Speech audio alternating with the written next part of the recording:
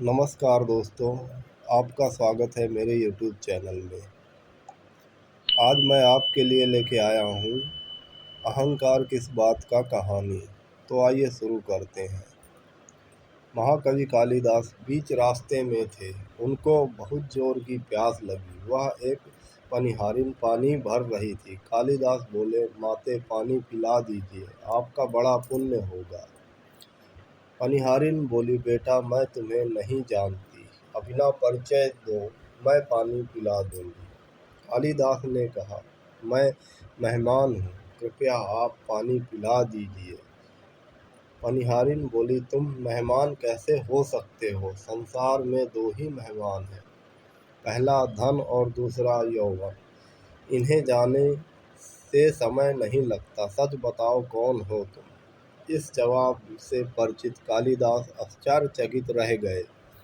कालिदास बोले, मैं सहनशील हूँ, अब आप पानी पिला दीजिए। पनिहारिन बोली, मैं नहीं, सहनशील तो दो ही हैं। पहला धरती, जो पापी पुण्य आत्मा सबका बोझ सहती है, उसकी धरती चीर कर बीज बो देने से भी अनाज के भंडार भर देती है। दूसरे पेड़, जिनको पत्थर मारो फिर भी मीठे फल देते हैं। तुम सहनशील नहीं हो सकते। सच बताओ, कौन हो तुम? कालिदास मूर्छा की स्थिति में आ गए और तर्क वितर्क से झल्ला उठे। कालिदास बोले, मैं हठी हूँ। पनिहारिन बोली, फिर से झूठ बोल रहे हो। हठी तो दो ही हैं, पहला नाखून और दूसरा केस। कितना भी काटो बार बार निकल आते हैं। सच बताओ, कौन हो तुम? कालिदास अपने आप में अपमानित और पराजित हो चुके थे। कालिदास ने कहा, फिर तो मैं मूर्ख ही हूँ। पनिहारिन ने कहा, नहीं, तुम मूर्ख कैसे हो सकते हो?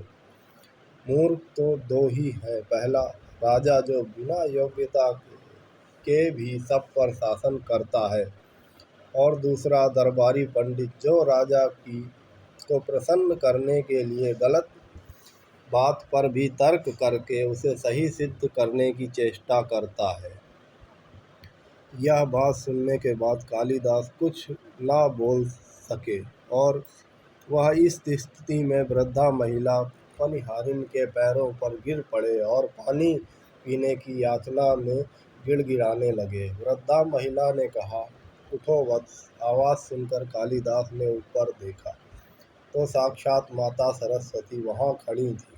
कालिदास पुनः नतमस्तक हो गए। माँ ने कहा, शिक्षा से ज्ञान आता है, ना कि अहंकार से। तूने शिक्षा के बल पर प्राप्त मान और प्रतिष्ठा को ही अपनी उपलब्धि मान लिया और अहंकार कर बैठा।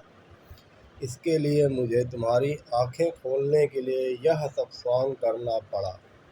कालिदास को अपनी गलती समझ में आ गई और उन्होंने भर पेट पानी पीकर वह आगे चल पड़े।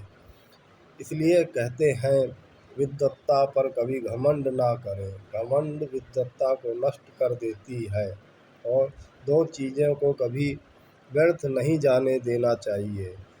अन्न के कण को कभी आनंद और के क्षण को। घमंड किस बात की करते हो?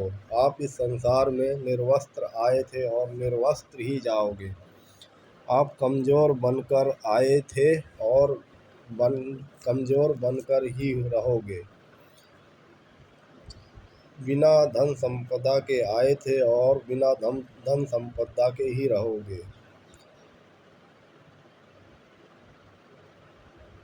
बिना ही पहले आपने पहला स्नान भी आपने स्वयं नहीं किया और आपका अंतिम स्नान भी आप स्वयं नहीं कर पाओगे।